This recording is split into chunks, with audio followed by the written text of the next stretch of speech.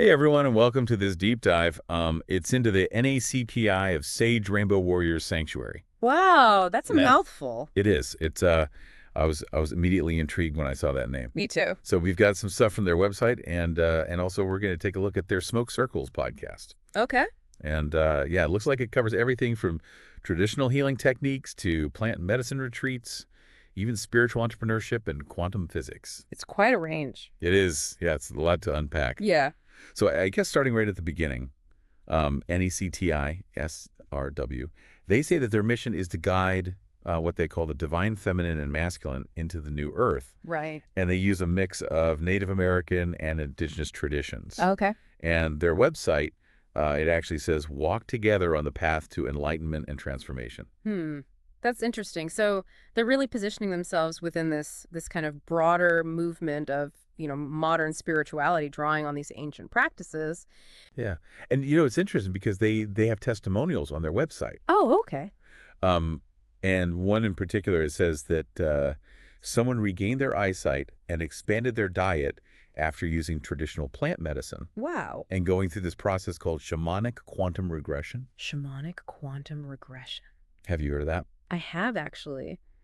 It's a technique that aims to release those deep-seated limiting beliefs that might be, holding us back in our lives. Oh, And they believe that these beliefs are actually ingrained in our cellular and DNA memory. wow. So they're going way back. Yeah, they're going really deep. So let's talk about their podcast, Smoke Circles. They call it an interactive podcast, Oh, that's interesting. which means that listeners, they can actually shape the conversation, share their own voices and experiences, and then continue the discussion online. So it's really community-driven. It is. Yeah. Yeah, and that makes sense because they really emphasize membership tiers and in-person gatherings and retreats. Right. So they're building a community. They are. So, speaking of those tiers, they have 3 levels: community, ceremonial, and guardian. Okay. And each one comes with increasing levels of access and benefits. I see. But here's where it gets really interesting. If you donate for a yearly membership at that ceremonial level, you actually get a 2-year traditional plant medicine card. Okay. A plant medicine card. What exactly is that? It's a good question, and it seems like it's specifically for facilitators and growers. Oh, so maybe it suggests that NACTI is providing some kind of recognition or support for people who are working with plant medicine. Yeah, or maybe it's even like a form of certification. It could be, yeah. There's a lot of questions that come up about the legality of all this. Right. But they do have an event called the New Earth Beings Gathering for Traditional Living. Okay. And that seems to blend this ancient wisdom with modern concerns like land and water preservation. No, they're connecting it to the environment. They are. Yeah. Yeah, they are. And then they have this whole range of services that are all donation-based. And some of the names are really intriguing, like Spirit Realm Guidance. Spirit Realm Guidance. Yeah, and Soulful Energy Session. Interesting. And then they also have traditional energy facilitation training where you can learn techniques from all over the world. Wow. That sounds intense.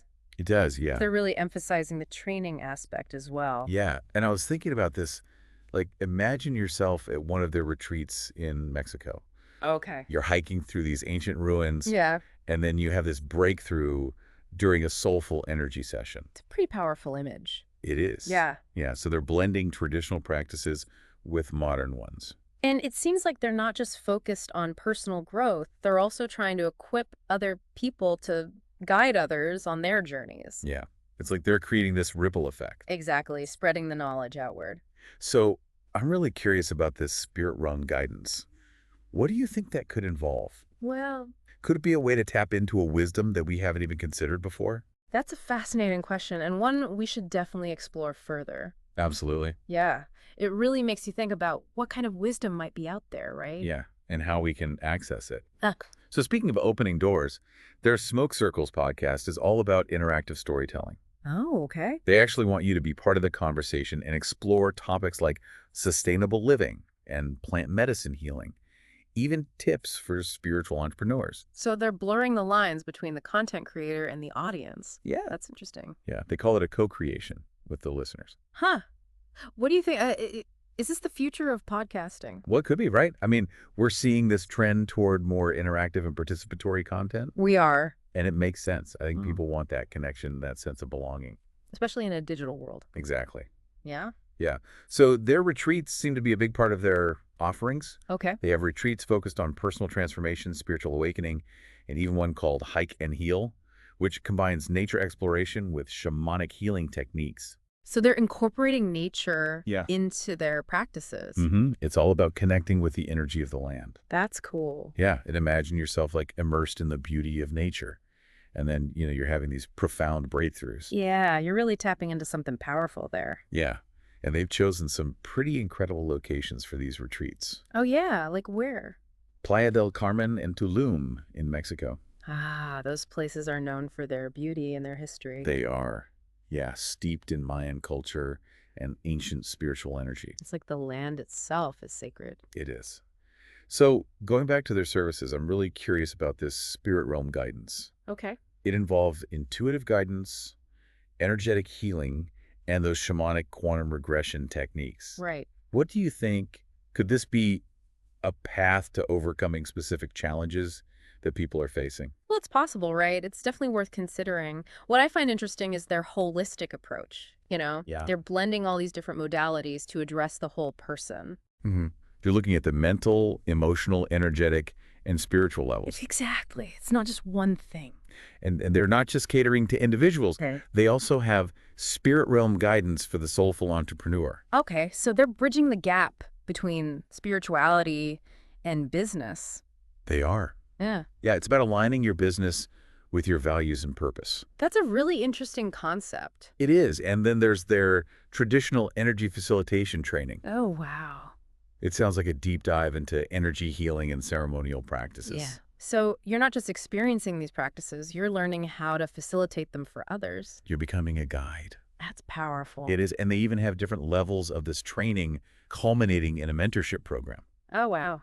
So they're really serious about it. They are. They even mention teachings from all over the world. So it's a rich tapestry of wisdom and techniques. It is. And speaking of traditional practices, they also have a personal traditional healing ceremony. And this one explicitly mentions the use of traditional plant medicine within the context of their NCTI affiliation. Right. So they're being upfront about their legal standing. Yeah.